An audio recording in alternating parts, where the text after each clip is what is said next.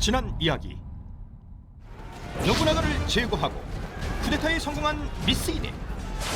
비어있는 천하인의 자리를 차지하기 위해 남아있는 강자들의 승부가 시작되는데, 그러니까 미쓰이데는 도요토미 히데요시한테 공격받고 있는 모리가문에 밀사를 보냅니다. 근데 운명의 장난이죠. 이 밀사가 덜커덕 도요토미 히데요시한테 잡힙니다. 그래서 도요토미 히데요시가 전모를 파악합니다. 도요토미 히데요시 3만, 미쓰이데 1만의 병력이 붙는데 그날 전투에도 죽지 않고 탈출을 하는데 네. 가다 보면 농부한테 살해된다고 농부 그러더라고요. 죽창에 맞아서 죽었다는 끝까지 배신하지 않았던 도쿠가와 이에야스는 도대체 지금 어디 있는 거예요? 쉽게 말해서 납작 엎드려 있습니다. 근데 여기서 대반전이 나요. 히데요시가 이에야스를 공격하지 않고 대타협을 제안합니다. 심지어 자기 어머니를 인질로 보내요. 네? 자기 어머니를 인질로 보내고 네가 교토로 와서 내 신하가 되라라고 얘기를 합니다. 일본 전국시대의 통일 전쟁 운명의 종착점 두 번째 이야기. 그 수도권 지역의 이제 최강자가 도요토미 히데요시가 됐잖아요. 그럼 이대로 그러면 이제 가는 건가요? 이에야스가 그래서 결국에는 도요토미 히데요시를 아련하기로 합니다. 아련하기로 해서 이제 가는데 대규모 병력을 데리고 딱 가요. 그래도 체면이 있어서. 그래서 체면이 있어서 그런 게 아니라 제정신이면 그렇게 해야 되는 거 아니야? 가다가 누구한테 맞으면 어떡해? 그럼.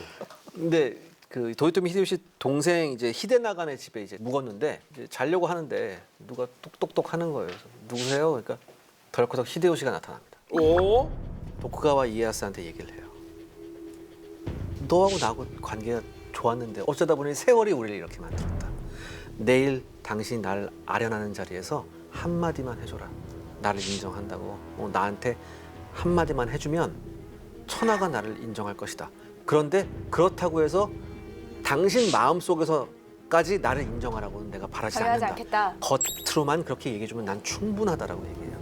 거기서 도쿠가와 이에야스가 잠깐 고민을 하지만 알겠다고 합니다. 그리고 다음 날 아련을 하는 자리에서 대단히 예의 바르게 도요토미 히데요시한테 인사를 드려요.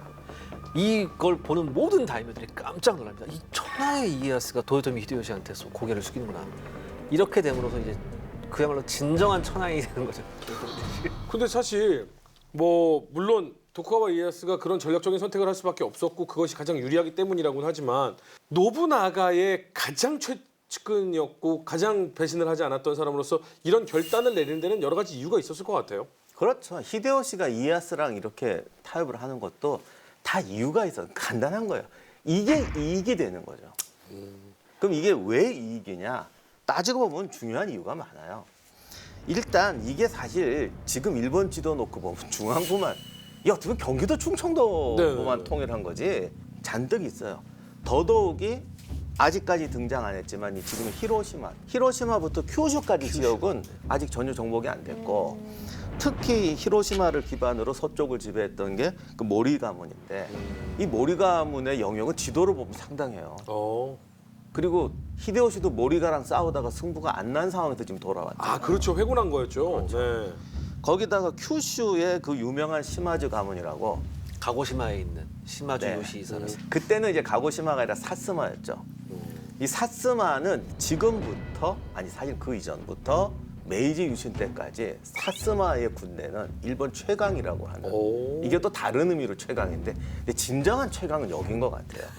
그 일본 해적 집단의 본거지 이거거든요. 그러니까 그야말로 실전으로 붙은 유명한 애들이에요. 그래서 사스마 애들하고는 싸우지 마라 이런 말이 되게 많아요.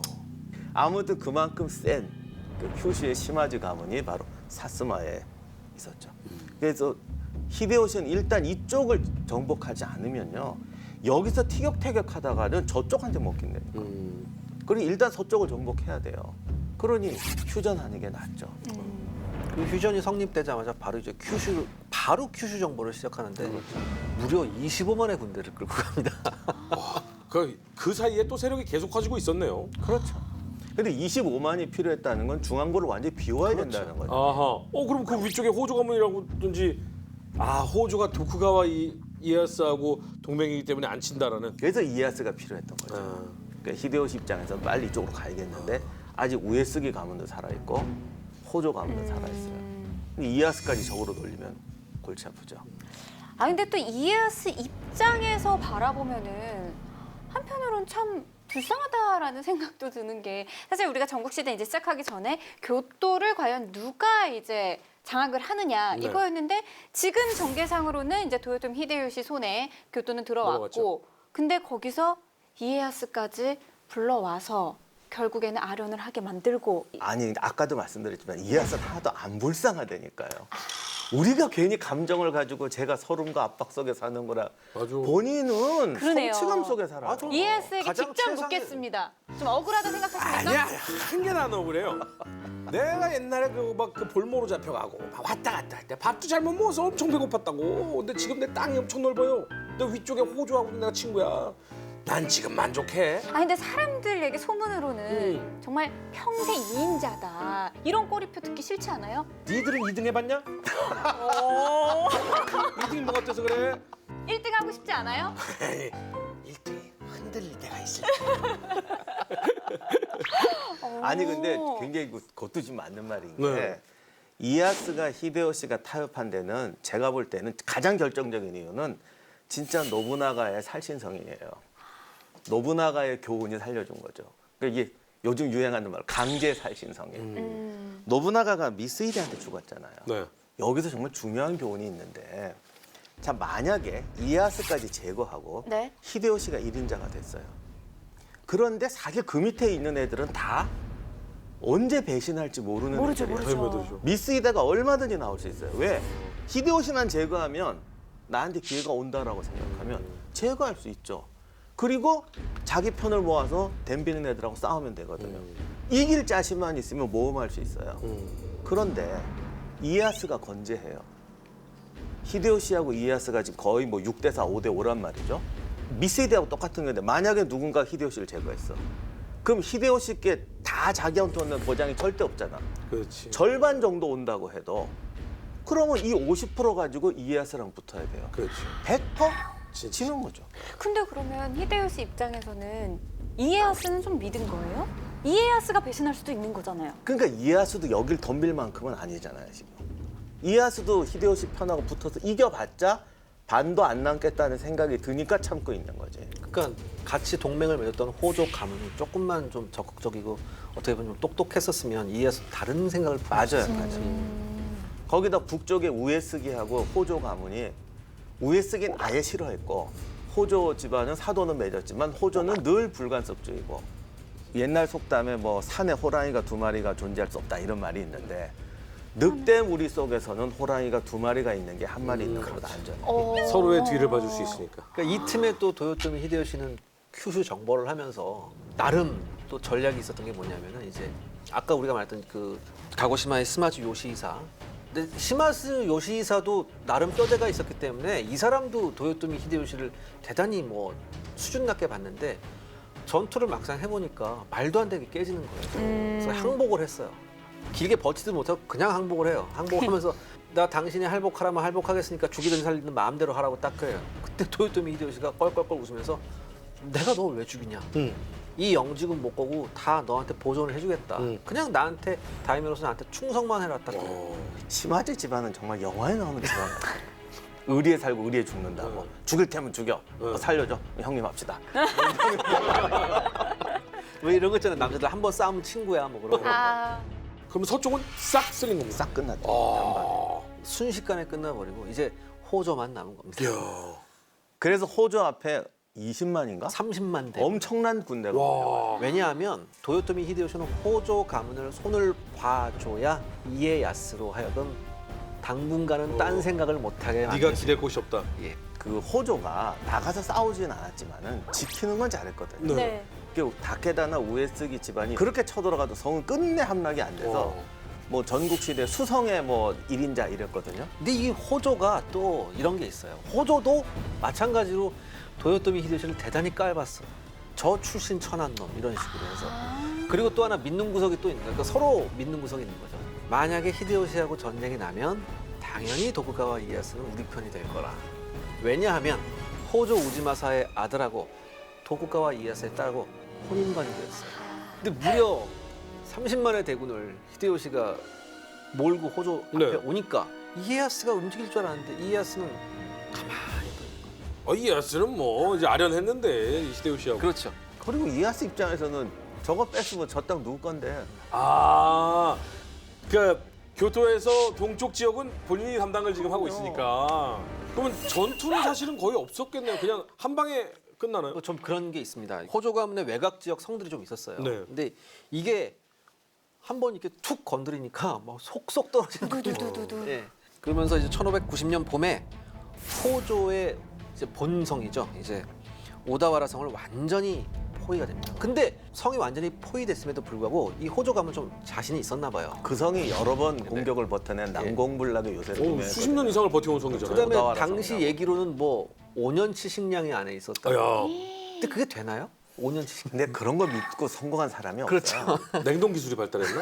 아 근데 그 워낙 전투를 많이 해서 일본이 그 전투 식량이나 야전 의학은 발달했어요. 오. 그 일본의 전투 식량 중에 가장 유명한 게 효록간이라는 건데 이게 뭐냐면은 그 찹쌀가루, 쌀가루, 메밀가루를 이제 탁주 같은 데에다 꿀을 조금 넣고서 섞어서 그냥 주먹밥 같이 만든 거예요. 이거를 한번 쪄요.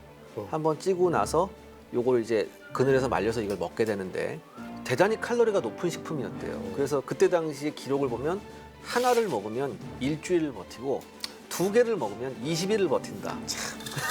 그쪽도 꽤 세. 이거가 좀 야전 식량이 중요한 거는 비축하는 공간을 줄여야 되거든요. 그러니까 방금 말씀드린 말린 거, 압축한 거. 요즘도 일본이 인스턴트 식품으로 강한데 전국 시대 때문에 그 인스턴트화가 잘 돼 있어요. 그러니까 요 작아도 칼로리가 상당히 높습니다. 이 안에 있는 거. 진짜 군대 식량이었네요. 그렇죠. 그러면 이제 마지막 호조 가문은 그 안에서 그러면 5년치 식량으로 5년을 버티나요? 히데요시가 보니까 이제까지의 방법으로 공성전을 직접적으로 하는 것은 별로 효과가 없을 거다. 그러니까 뭐냐? 쟤네가 뭐 비록 자기들 말로는 뭐 몇 년씩 식량 있고 이렇게 한다고 하지만 그 한계가 있을 거다. 그래서 보급로를 완전히 차단해요. 그리고 히데요시의 장기라고 할 수 있는 수공 방법. 그걸 자꾸 해서 괴롭힙니다. 말리는군요. 예, 자꾸 괴롭혀요. 아니 5년은 아니라 50년도 버틸 수 있는데 네. 그거는 뭐가 올 때 얘기죠. 그렇죠. 뭐 밖에서 누군가가 구해주러 온다 오고. 그러면 50년도 버틸 수 그렇죠. 있어요. 근데 그냥 이러다가 죽는다 하면은 사람들은 항복하게 돼 있어요. 그러니까 이제 완벽하게 시간이 이제 히데요시 편이 되니까 이렇게 되면 이제 전국 시대에서 우리가 항상 봤던 일이 일어나죠. 슬슬 호조 가문에서 배신자. 그렇죠. 배신자들이 나오기 시작합니다. 여기서 특히 결정적이었던 게 과거 우에스기가 포위했을 때만 해도 공성전을 오래 계속할 수가 없어요. 뒤에 신겐이 올릴 수 있고 있어. 아니 그때는 또 그것도 그렇고 이게 자금이 안 돼요. 아. 포위하다가 금고 거둘라고 식량 떨어지면 돌아가야 되거든요. 근데 이미 히데요시는 거의 전국을 제패했잖아요. 성에다가도 알리는 거. 우리는 10년도 있을 수 있어요. 왜? 이미 저쪽을 다 장악했기 때문에 그 세금 받아서 날라오면 우린 10년도 버틸 수 있다라고 되니까 아내 쪽에서는 저항할 의지가 없었죠. 그렇죠. 맞습니다. 과거에는 한 달 포위 한 달도 못 하잖아요. 15일 정도 포위해서 안 하면 대부분 돌아가고 그랬었어요. 그럼 이제 호조가 항복하고 나옵니까? 예, 바로 항복합니다. 바로. 아 그렇군요. 그냥 물어봤는데 그냥 낼름 항복했네. 그러니까 호조 가문은 제가 아까 말씀드렸듯이 이렇게 뭐 어떤 판세를 보는 눈이라든가 이런 건 전혀 없어요. 그래서 히데요시가 그나마 좀 자기 딴에는 좀 인정을 베푼 게 호조 우지야스가 1571년에 일단 사망을 했어요. 아, 예. 그 전에 사망을 한 거네요. 네, 네. 그래서 그 후계자인 호조 우지마사를 할복시키죠. 그리고 그 아들이었던 호조 우지나오는 도쿠가와 이에야스 딸하고 결혼한 네. 사람이죠.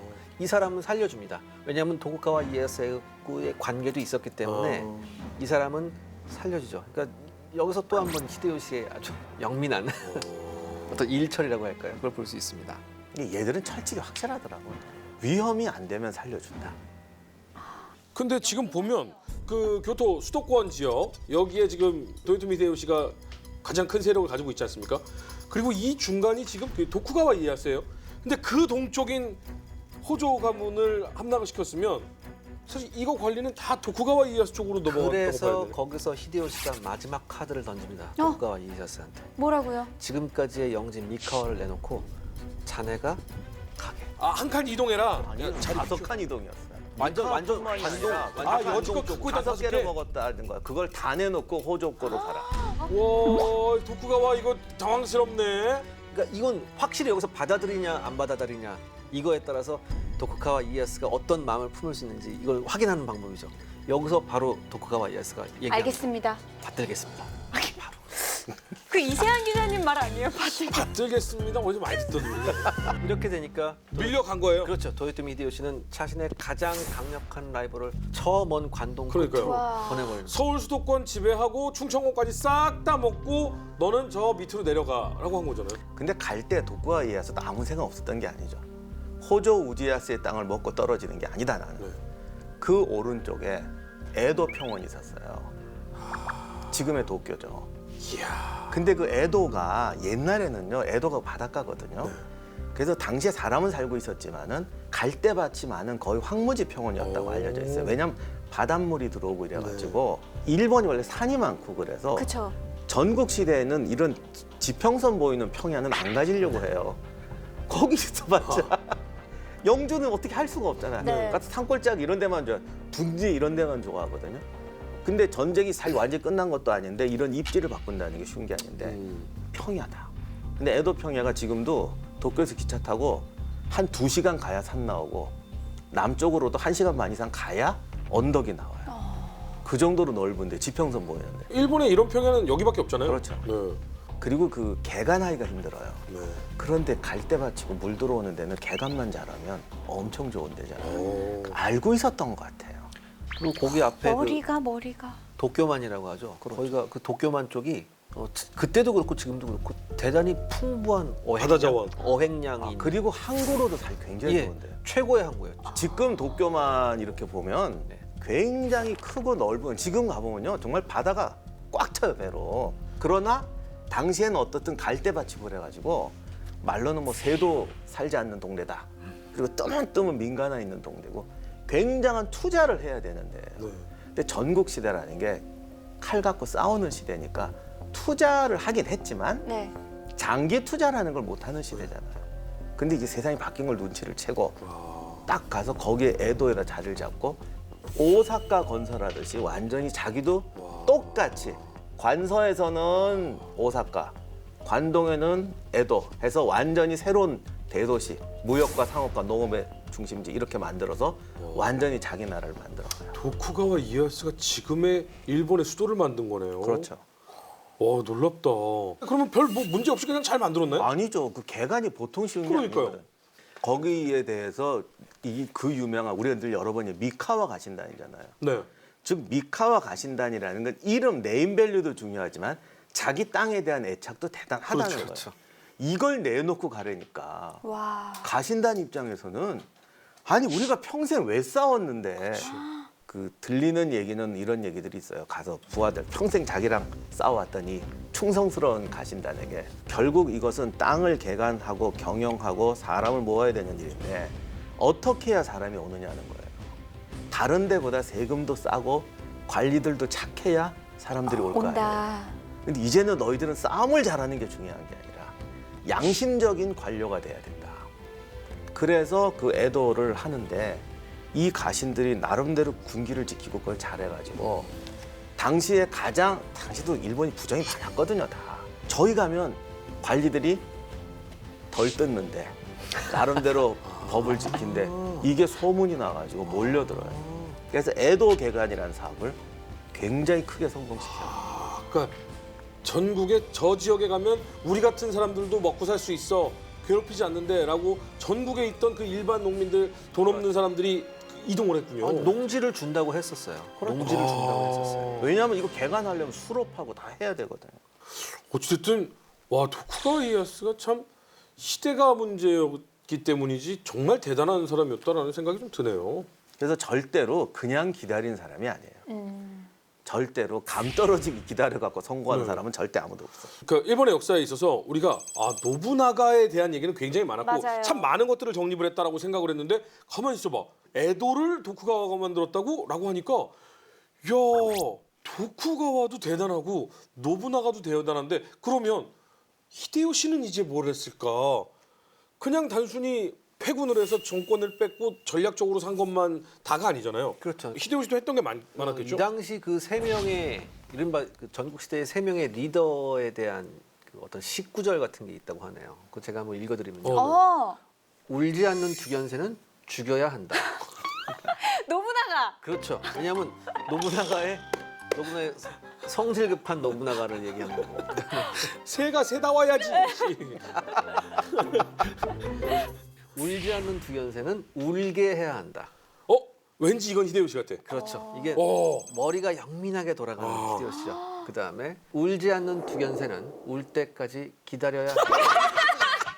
도쿠가와 이에야스다. 아니라니까요. 이에야스는 막연히 기다린 게 아니라잖아요. 다 생각이 있어서. 그러니까 저 말이 너무 유명한 말인데 저 말 흉내에다가 여러 사람 다쳤어요. 노부나가 흉내에다가 여러 사람 다치고. 그러니까 저 세 개 중에 보면 제일 화끈하잖아요. 노부나가. 아 이게 사나이의 길이다. 근데 저거는 어떻게 보면 맞는 말인데 거듭 말씀드리면 저거 흉내에다가 여러 사람 다칩니다.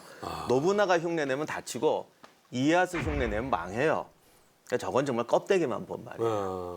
오히려 정책으로 비교를 해보면 노부나가는 가장 개방 정책을 썼어요. 셋 중에. 네, 무역을 주고. 그래. 그리고 상업 무역도 진흥을 했고 네.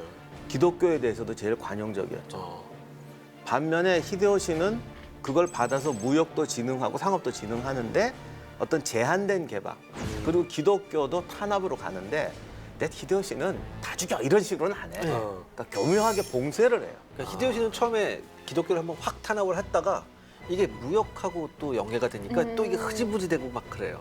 세 분이라면 어떤 정책을 노부나가. 쓸지 아왜 보지도 않고 그래요? 노부나가. 궁금해졌어요. 1000% 1000%. 재미로 난 두견새. 노부나가 옆으로는 안 갈 거야. 난 노부나가 옆으로는 안 가. 거기서는 계속 찢어야 돼. 안 찢으면 죽어.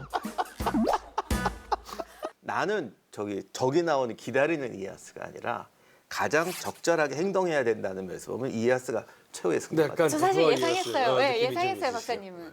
자 그러면 노부나가는 무역을 장려하고 다 개방적으로 했고 히데요시는 개방에 가져갈 건 가져가면서도 제한되는 건 제한했고 그러면 도쿠가와는 이에야스는 이제 꽉 조이죠. 쇠국이군요. 꽉 조이죠. 예, 쇠국도 나가사키만 하게 하는데 물론 그거는 히데요시가 시작했어요. 네. 그러나 이제 도쿠가와는 꽉 조이고 모든 걸 틀에다 집어넣고 기독교도 좀 세게 탄압하죠. 그러니까 새끼가라 전투 이후에 초반의 집권기에는 어느 정도 그 무역 같은 걸 이렇게 했는데 차츰 계속 줄여나갑니다. 근데 제가 이 말씀 드리는 이유는 셋이 굉장히 다른 것 같지만 사실은 자기 상황에 가장 맞는 역할을 한 거예요. 이에야스가 만약 노부나가 입장이었다면 노부나가처럼 했을지도 몰라요. 그래서 오늘날 일본에서 이에야스가 좀 인기가 없는 건 결국 최후의 승자가 돼서 쇄국으로 갔기 때문에 그리고 이제 굉장한 이렇게 쪼이는 정책을 썼기 때문에 인기가 없는데 어쨌든 그 시대를 놓고 보면 자기에게 주어진 순간에 가장 적절한 걸 한 거 아니겠는가. 그게 역사의 진리죠. 이 도쿠가와 이에야스가 너무 닫아놓은 정책을 하다 보니 좀 인기가 없었겠다라는 것은 어느 정도 유추가 가능한데요. 그렇다면 도요토미 히데요시가 일본 사람들에게 호평을 받는 이유는 뭔가요? 그 쪼이기 전에 기본 틀을 히데요시가 만들어요. 그런데 이게 이제 과거 전국시대 또는 봉건제하고는 완전히 다른 새로운 세상의 제도를 히데요시가 만들거든요. 그러니까 몇 가지 있는데 가장 대표적인 게 소위 병농분리라는 건데 농민과 무사의 신분을 완전히 나눠가지고 둘은 서로 이동하지 못하게 해요. 뭐 전에도 그랬지만 이걸 철저하게 이제 신분화시켜요. 근데 이게 여러 가지 의미가 있는데 그렇게 하면서 병기 몰수령을 내려서 농민들이 가지고 있는 병기를 다 몰수를 합니다. 카타나가리라고. 예. 그 다음에 무사 계급은 반드시 칼을 차는 게 신분의 상징이 돼요. 이 과정에서 승려들의 무기도 걷습니다. 야. 처음엔 승려들이 좀 반발이 좀 있었죠. 근데 카타나가리 즉 그 도검 회수령을 하다 보니까 사찰에서 무기가 막 쏟아지는 거예요. 그 사찰에서 조총도 엄청 예. 만들었잖아요. 조총이 가장 많이 나온 곳이 사찰이었어요. 원래 유럽도 그렇지만 봉건제라는 건 촌락다리죠. 그 촌락이 커져서 지역이 되는데 그 지역을 자체 방어한다는 개념에서 나오거든요. 그러니까 무사나 유럽의 기사나 다 마찬가지인데 그 사람들이 무사인 거는 공동체를 지켜주기 때문이에요. 그러니까 모든 권력의 근원은 내가 없으면 너희는 죽는다. 도적이나 적군한테 죽을 수 있다는 거고 모든 조직은 국방이 제일 중요한 권력의 존재 이유예요. 그래서 칼을 차고 했는데 도요토미는 이거를 촌락의 수호자가 아니라 그냥 사회적 신분으로 만든 거예요. 이게 무슨 뜻이냐면 지금부터 촌락에서 다 나와. 너희는 촌락하고 이제 상관없어. 나와서 도시에서 거주하며 직업인이 되라. 이게 거의 분리령이에요. 다만 이게 칼이 신분이 되는데 동시에 이게 뭐냐면 대신에 너희는 농민이 되면 그러니까 사무라이가 칼을 놓으면 안 된다니까 다른 직업을 가질 수가 없어요. 그리고 이때부터는 그럼 우린 뭐 합니까? 행정 관료가 되라는 거예요. 그러니까 우리나라처럼 과거 시험 보고 이래서 관료를 뽑는 게 아니고 그냥 사무라이 보고 행정 관료가 되라고 해요. 무인이 군인이 되는 거예요. 네, 그러니까 글도 배워야 되고 시도 쓸 줄 알아야 되는데 문제는 이렇게 직업 가지는 사무라이가 극소수밖에 안 돼요. 그렇죠. 대부분은 떠돌이 낭인이 되는 거죠. 이게 나중에 사무라이 정신, 무사도 이런 거를 만드는 결정적인 계기가 되는 게 사람들이 우리가 기사도 할 때도 그랬지만 그런 특이한 정신은 그 저물 때 생겨요. 아, 과거의 추억을 그리워하면서. 근데 내가 땅도 없어. 뭐 전쟁도 없어. 그러면 내 이 아이덴티티를 증명할 게 뭐밖에 없어요. 어떤 도덕, 윤리, 정신밖에 없거든요. 그때부터 이제 만드는 거예요. 그렇죠. 우리가 왜 2차 세계대전 할 때 무슨 비행기 조종사까지 이거 차고 올라가고 난리를 치잖아요. 놀 데도 없어요, 저 정도에. 맞아. 근데 옆에 때 켜놓고서 그거 칼을 싸우려고 가는 게 아니라 이거를 하면 이게 무사 군인의 상징이다. 이렇게 되니까 그거를 그 비행기 조종소까지 차고 올라가느라고 딴 나라 같으면 그냥 이거 하나 붙이는데 말이지. 네. 근데 이게 그때 만들어진 거예요. 계급장 같은 거네요. 예. 근데 이제 재미난 건 근데 또 칼 차고 다니면 아무데나 뽑을 거 아니에요. 그 휘두르고 싶죠, 그 사람이. 큰일 날 그럼. 네. 그 칼이 되게 가짜 칼이에요 나중에는. 아, 손잡이 칼이 들어있는 게 아니라 손잡이만 있는 것도 있고 안에 이렇게 뽑아보면 안에 요만큼 무슨 뭐 이렇게 대나무 대나무가 같은 거 있는 있는 것도 있고 대부분 그래요. 개그 프로에서 나오던 거 아닙니까? 그거? 그러니까요. 아버지의 먼 술을 갖기 위해 20년을 칼을 갈았다. 샥 보면 요만한 칼 이렇게 근데 이게 나중에 일본 사회에 문제가 됩니다. 오. 왜냐하면 에도 시대 이후에 이른바 일본이 태평성대를 지나가면서 무사들이 많이 실직자가 돼요. 근데 이 실직자가 됐을 때 무사들이 한 생각이 뭐가 있냐면 가장 쉬운 방법 중에 하나가 이거예요. 어떤 아주 대저택에 가서 영주 집에 가서 딱 들어가요. 딱 들어가서 나 누구누구 밑에 있던 무사다. 근데 우리 이 가문이 몰락해서 내가 나왔는데 나는 우리 주군을 따르기 위해서 할복을 하고 싶다. 내 할복의 증인이 돼달라고 딱 해요. 그러면 뭐 보통은 어떻게 하냐면 뭐 충성을 바치는 이런 무사구나라고 해서 걷어주는 경우가 있었어요. 그 저택에 예. 또 하나 걷어주진 않더라도 당신은 의인이라고 해서 이 사람한테 뭐 먹여주고 이런 것도 있었어요. 완전히 그 조폭 뭐 뜯는 거랑 똑같아요. 이게 횡행하다 보니까 나중에는 가짜로 할복하러 왔는데 오케이 내가 증인이 되겠습니다. 할복하시오. 이렇게 되는 경우도 있어요. 그러면은 거기서 그럴 거 아니에요. 근데 또 겉으로 그럴 수 없으니까 내일 아침 할복하겠습니다 하고 또 밤사이에 도망가요. 이런 일이 비일비재했어요. 그래서 나중에는 밥 한 끼 먹는 거로 그렇죠. 목적을 바꿔요. 예. 내일 알복하겠습니다. 그럼 밥은 줘야 될 거 그렇죠. 아니에요. 마지막 식사요. 한 그릇 얻어먹고 튀는 거죠.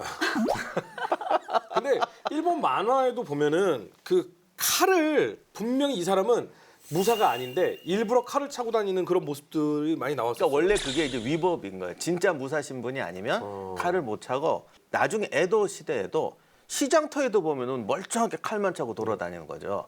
그래서 한국 사회에 좀 이상한 오해가 생겼는데 그 일본 사람들이 질서를 잘 지키고 매뉴얼 잘 지키는 건 다른 사회적 이유가 있는데 우리나라 분들은 자꾸 좀 그 일본의 반감들이 있으니까 맨날 저것들은 맨날 칼질하기 때문에 질서를 잘 지키는 거니까 우리가 부러워할 필요 없어. 근데 절대 아니고 그 칼은 빈칼이라는 거야. 뽑으면 들통이 나는데 그리고 결투금지법이 돼갖고 그거 못해요.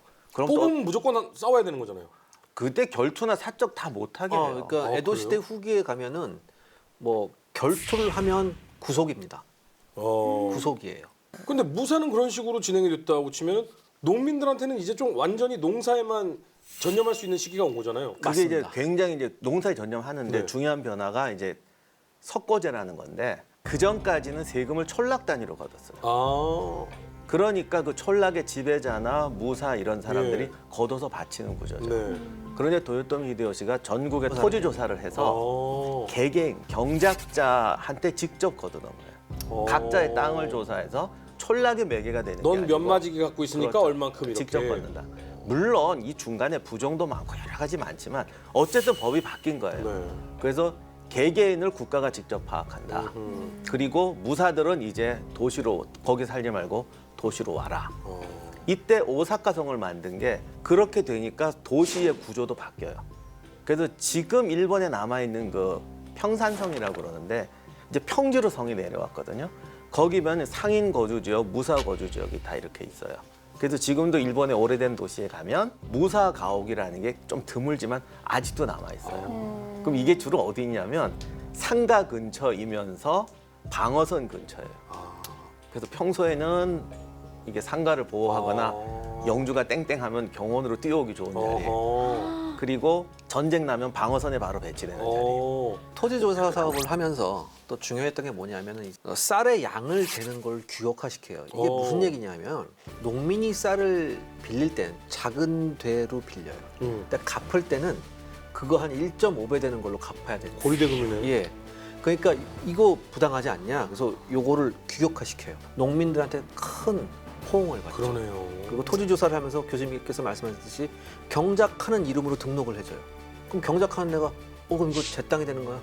네가 경작을 해서 네가 연공을 내니까 네 땅이나 마찬가지라고 해요. 이런 식으로 딱 가버리는 거예요. 지금의 약간 공산주의의 몇십 년 임대처럼 그냥 네가 거기서 경작을 하는 한 네가 계속해서 그걸 할 수 있어. 그렇죠. 그다음에 병력을 동원하는 것도 여기서 규격화시켜요. 쉽게 말해서 쌀 100곡을 생산하는데 변명 몇 명 차출 이렇게 딱 정해버려요. 그러니까 쉽게 말해서 이제까지 약간 느슨했던 봉건 제도가 도요토미 히데요시 때에서는 거의 뭐 완벽한 봉건 제도가 되는 거죠. 물론 세상 모든 제도가 그렇지만 법대로 지켜지지는 않아요. 그리고 도량형 통일하는 건 고대 로마에도 했었고 네. 우리나라도 고대 로마부터 네. 했어요. 처음 한 건 아니죠. 일본도 중간중간 했을 거예요. 네. 다만 전국적으로 이제 통일 정권이 네, 있으니까 통일한다. 어쨌든 그런 형식을 만들어 놓고 안 지키는 거하고 아예 없는 거는 그렇죠. 다르거든요. 네. 그리고 이제 제일 중요한 게 생산량에 3분의 1은 농민이 먹고 오. 3분의 1은 영주가 가져가고 3분의 1은 이제 국가에 바치는 이런 식으로 333 제도가 만들어져요.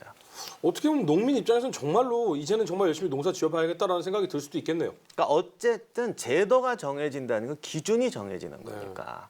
자, 그래서 그러면 어쨌든 저 일본 최초로 이렇게 전국이 통일되고 도량형도 어느 정도 통일이 됐고 이랬으면 무역에 있어서도 조금 달라졌겠네요. 그렇죠. 그래서 특히 수익은 상업하고 무역에서 나오니까 네. 전국 광산을 독점하고 나가사키도 자기가 원래 직할령으로 만들어요. 아. 그래서 무역 수입을 다 자기가 가져오는 거예요. 네. 무역 수입을. 예. 그러니까 막부의 재정이 엄청나게 세질 수밖에 없죠. 그럼 전국에서 다 걷는 데다가. 네. 그래서 오사카성의 그 천수각이 유명한 게 금으로 발랐잖아요. 그렇죠. 그게 사치하려고 그런 게 아니라 이제 나는 전국에서 수입을 얻고 이 무역과 상업을 독점했다. 엄청나게 부유해졌다. 히데요시가 조선통신사한테 통해서 조선에 보낸 편지의 내용이 이거죠. 우리 지금의 일본은 옛날에 너희가 알던 일본이 아니다. 아, 그리고 하는 말이 우리 이제 엄청나게 부유해졌다. 본인들이 정말 그렇게 생각했고 기록에도 남겼으니까. 네. 아니 근데 그러니까 저는 도큐멘터리 전쟁사를 하면서 저의 세계관이나 가치관을 많이 이제 정립을 할 수 있었다라고 말씀을 드렸는데, 근데 여기서만큼은 감정이 섞이지 않을 수가 없습니다.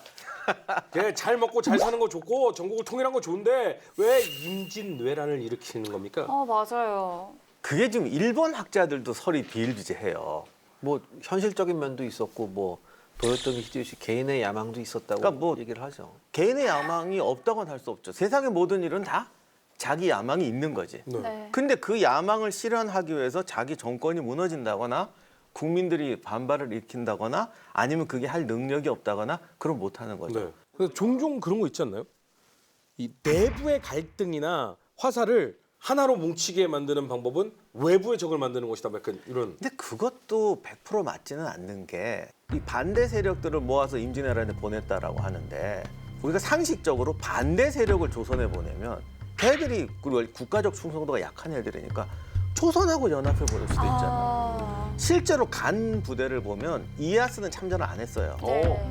그리고 간 거는 결국 도요토미 히데요시의 최고 신복들하고 제2의 동맹 세력이 된 모리가들이 대거 갔어요. 결국 임진왜란에서 소모된 건 히데요시 전력만 소모됐다. 오. 반드시 그것 때문이라고 볼 수도 없는 거예요. 더욱이 이에야스가 건재한데 내가 일본 학자들 보고 다 물어봤거든요. 반반 간 것도 아니고 네 군데를 조선에다 넣고 그리고 조선에서 상당한 장기전으로 엄청난 희생을 치르고 있는데 이걸 왜 유지했을까라고 물어봤더니 늘 그때 쓰는 말이 가짜 보고를 올려서 히데요시가 그 정도로 조선에서 희생이 많이 난 줄 몰랐다라고 대답을 하는데 사실 그 정도로 무능했으면 히데요시 자리에 못 왔죠. 그럼요. 그러니까 일본에서의 정설은 일단 봉건제의 확립이 임진왜란에 영향을 미쳤다라는 얘기를 하고 있습니다. 그러니까 봉건제가 확립되면서 영지를 나눠줘야 되는데 영지가 부족하니까 부족하구나. 그러니까 이 부족한 영지를 해결하기 위해 어쩔 수 없는 전쟁이었고 또 하나 당시 일본이 동아시아를 흔들 정도의 전력을 가지고 있었던 건 사실이거든요.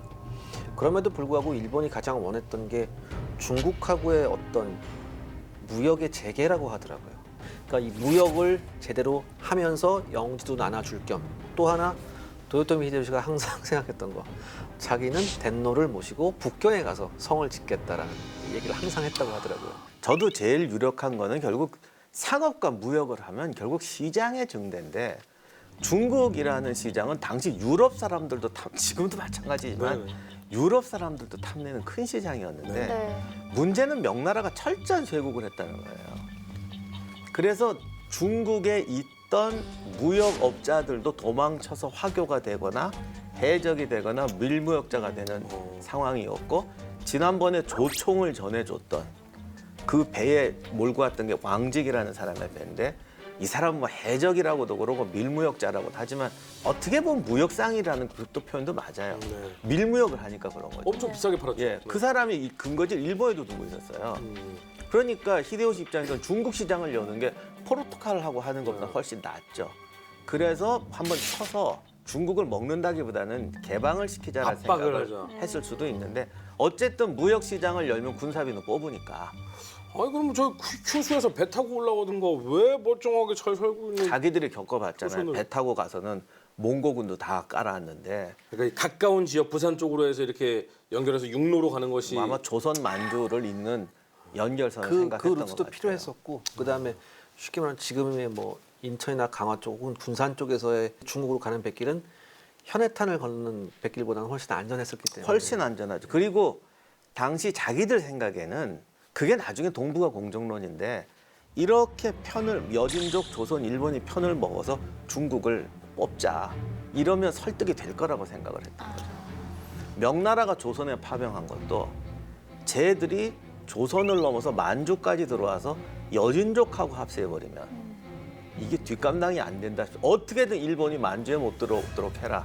이게 조선의 파병한 결정적 이유예요. 그렇죠. 그리고 아마 이때 당시 시기 즈음에서 대대적으로 아마 은광이 개발될 겁니다. 일본 쪽에서. 그리고 이때 당시에 국제 무역에서의 그 거래의 기준이 은이었다고 하더라고요. 그러니까 나 은 많아. 그래서 국제 무역을 정말 잘할 수 있고 할 수 있는데 시장이 형성이 제대로 안 되니까. 그러니까 만약에 자기들 생각에 조선을 그 계획도 있어요. 조선 정복하면 뭐 누구한테 나눠준다는 게 있는데 그게 무역 없이 가서 농사만 지어라. 걔는 금방 저쪽 남의 나라 사람이에요. 그렇죠. 그리고 쌀을 생산해서 쌀만 갖고 날라서는 운반 비용을 뽑을 수가 없어요. 그런데 조선이라는 시장만 갖고 너무 작거든요. 결국 그 봉건해서 중국까지 무역을 하고 해야 수지가 남는 거예요. 아마 그게 제일 컸을 거예요. 뭐 그리고 이제 여러 설이 있는데 또 일본의 유명한 학자가 포르투갈 무기상인들이 꼬셨다. 팔아먹으려고? 조총 시장이 없어서 이제. 아, 근데 무기상인들이 전쟁을 원하는 거는 맞는 말이지만 뭐 모든 전쟁은 뒤에서 무기상인이 조종했다. 이건 과도한 음모론이에요. 이때 당시의 생산력과 이때 당시의 경제력으로 무기 상인이 가지고 있는 그 알량한 자본 가지고 이렇게 했다. 이건 좀 그리고 마지막에 최후의 설이 이제 도요토미가 미쳤다.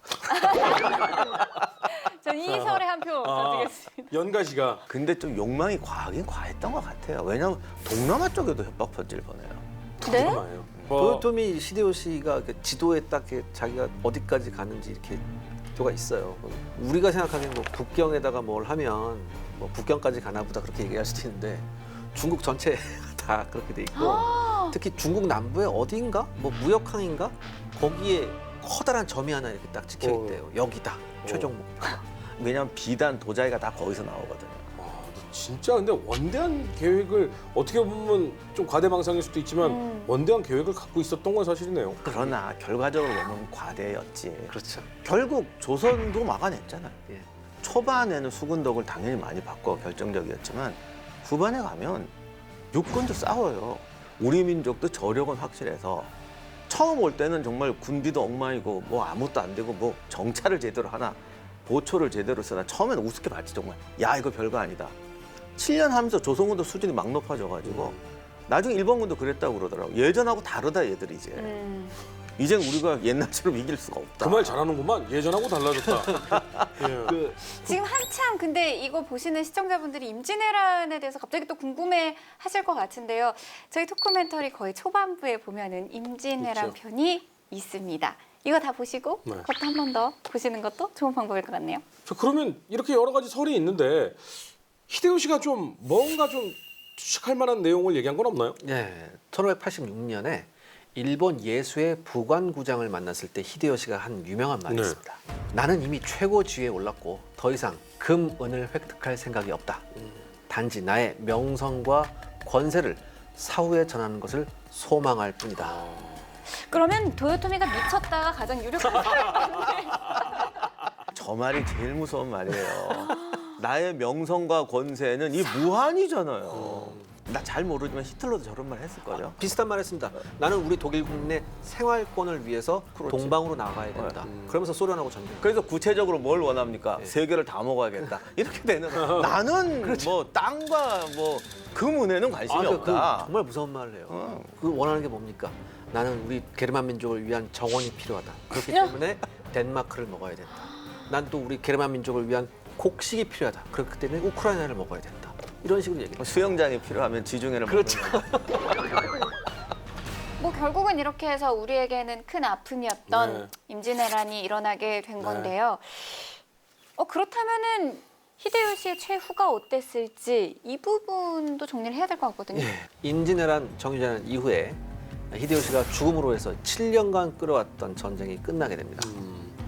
근데 요 상황이면 이제 겨우 통일했던 일본인데 교토의 정세가 심상치 않게 됐을 것 같다는 생각이 들거든요.